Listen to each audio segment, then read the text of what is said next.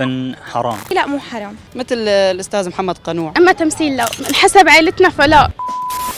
برأيك الفن حرام؟ هو لا حرام ولا شيء، يعني كل العالم تطلع على التلفزيون واموره بخير، يعني ما في شيء. لا والله مو حرام. بالنسبة لي أنا الفن حرام، نحن بعقيدتنا وبإسلامنا هذا الشيء غلط. حلال ما فيه شيء، مثل الأستاذ محمد قنوع مشاهده كلها ما فيها شيء وحلال هو، وكان كتير هيك ملتزم. بتصور هذا موضوع نسبي، كل مين حسب آراءه حسب أفكاره. أنا برأيي لا مو حرام. هلا في عالم تحسبه حرام وفي عالم تحسبه حلال حسب العيلة. في عيال بتكون محافظة فبنتها ما بتخليها انه تفوت بمجال الفن. الفن الراقي الهادف لا ما انه حرام. كثير ناس بتقلك طالما أنا ما عم بأذي حدا معناها أنا الشيء اللي عم بعمله هو حلال. الجانب السلبي أنا بشوفه أكثر بالفن، ما برضى لإلي وما برضى لأختي بالنهاية، فهمتي وين الفكرة؟ ونحن مجتمعنا ما بيتقبل هذا الشيء يعني كمسلمين أولا، وهلأ في كثير يعني أطفال وشباب حتى عم يعني يتقمصوا هي الشخصيات، في مشاهد بعض أوقات يعني كتير يعني بتخل بالأدب. اليوم لو بنتك أو أختك قالوا لك أنا حابة أفوت على الفن سواء كان غنى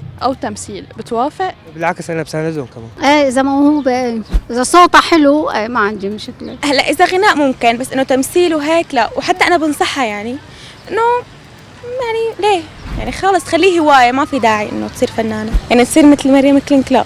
ديني ما بيسمح لي أول شيء إنه حدا بيلمس يعني غير يكون غير من محرم، يعني يكون إله تمام. ممنوع، أكيد ممنوع.